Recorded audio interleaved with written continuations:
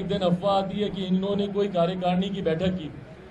लोक जनशक्ति पार्टी का संविधान इस बात को स्पष्ट तौर से कहता है कि लोक जनशक्ति पार्टी की राष्ट्रीय कार्यकारिणी को बुलाने का अधिकार सिर्फ और सिर्फ लोक जनशक्ति पार्टी के राष्ट्रीय अध्यक्ष के पास है या राष्ट्रीय अध्यक्ष की सहमति से प्रधान महासचिव के पास है। इसके अलावा कोई और राष्ट्रीय कार्यकारिणी की बैठक नहीं बुला सकता। तो जो बैठक इन लोगों ने पटना में की थी 1.5-2 हफ्ते पहले, वो बैठक ही वैध नहीं है। वो पार्टी के संविधान के आधार पर आप उस बैठक को बुला ही नहीं सकते हैं। पर अगर आपने उस बैठक को बुला भी लिया तो भी लोक जनशक्ति पार्टी का संविधान कहता है कि पार्टी का जो राष्ट्रीय अध्यक्ष चुना जाता है उसका कार्यकाल 5 साल के लिए होता है। 5 साल के भीतर से 2 ही परिस्थिति में लोक जनशक्ति पार्टी के चुने हुए राष्ट्रीय अध्यक्ष को बदला जा सकता है। पहली परिस्थिति है कि या तो उनका निधन हो जाए और या फिर वो स्वेच्छा से वो रिजाइन करें। जैसे हमारे नेता आदरणीय रामविलास पासवान जी का कार्यकाल 2020 तक का था, पर 2019 में उन्होंने स्वास्थ्य कारण देते हुए हेल्थ रीजन से उन्होंने रिजाइन किया और उस वक्त मुझे नए अध्यक्ष के तौर पर चुना गया और मेरा चुनाव 5 नवंबर 2019 को हुआ था और इसकी जानकारी 9 नवंबर 2019 को हम लोगों ने चुनाव आयोग को भी दे दी थी। 2024 तक का ये मेरा कार्यकाल है। 2 ही परिस्थिति हैं जिसमें मुझे हटाया जा सकता है, या तो मेरा निधन हो जाए या फिर मैं स्वेच्छा से इसमें रिजाइन करूं। और जब मेरा चुनाव हुआ था तो हमारे नेता आदरणीय रामविलास पासवान जी के रहते हुए हुआ था। पशुपति कुमार पारस जी जो मेरे चाचा हैं वो उसमें प्रमुख प्रस्तावक थे। सूरज भान जी इनको सेकंड करने वाले थे। तो ये तमाम लोग उस लोकतांत्रिक तरीके से हुए चुनाव में मौजूद थे।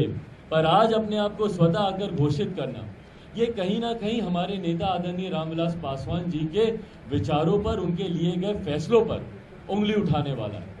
और इसीलिए इस बात की चिंता मैंने बार बार जाहिर की है कि हर वो फैसला जो हमारे नेता आदरणीय रामविलास पासवान जी के रहते हुए लिया गया, उस फैसले का ये विरोध कर रहे हैं। तो क्या ये विरोध मेरा कर रहे हैं या हमारे नेता आदरणीय रामविलास पासवान जी का विरोध कर रहे हैं? और आज यही कारण है कि एक तरफा जनसलाब हमारे नेता आदरणीय रामविलास पासवान जी के आदर्शों पर चलने वाली लोक जनशक्ति पार्टी, जिसके राष्ट्रीय अध्यक्ष के तौर पर मुझे चुना गया था, एक तरफा जन समर्थन हम लोग के साथ। और सबसे पहले इस मंच के माध्यम से मैं तमाम उन लोगों का धन्यवाद करना चाहूँगा। हाजीपुर की जनता का धन्यवाद करना चाहूँगा, बिहार की जनता का धन्यवाद करना चाहूँगा, अपने पार्टी के तमाम पदाधिकारी साथियों का धन्यवाद करना चाहूँगा, हमारे तमाम प्रत्याशियों का धन्यवाद करना चाहूँगा कि जिस तरीके से इन लोगों ने दिन रात मेहनत कर आप मेरे प्रत्याशियों से आप बात कर लें कि भाई इन लोगों ने लोक जनशक्ति पार्टी के सिंबल के तले चुनाव लड़ा था। 137 प्रत्याशियों में से 90% से ज्यादा प्रत्याशी आज की भी तारीख में हम लोग के साथ खड़े हैं। 130 के आसपास ऐसी संख्या है। और जो लोग आगे पीछे हुए भी थे वो आज नहीं हुए, वो शुरू में ही जब चुनाव हुआ था उसके बाद ही अपनी अपनी व्यक्तिगत महत्वाकांक्षाओं के लिए वो लोग अलग हो गए थे। उसके बाद 90% ना सिर्फ हमारे प्रत्याशी हम लोग के साथ हैं, 95% से ज्यादा पार्टी के पदाधिकारी, राष्ट्रीय कार्यकारिणी और नेशनल काउंसिल, जिसमें हर प्रदेश के अध्यक्ष, हर प्रदेश की प्रदेश कार्यकारिणी, हमारे देश भर के जिला अध्यक्ष उसमें मौजूद हैं। वो 95% से ज्यादा आज की तारीख में हम लोग के साथ हैं।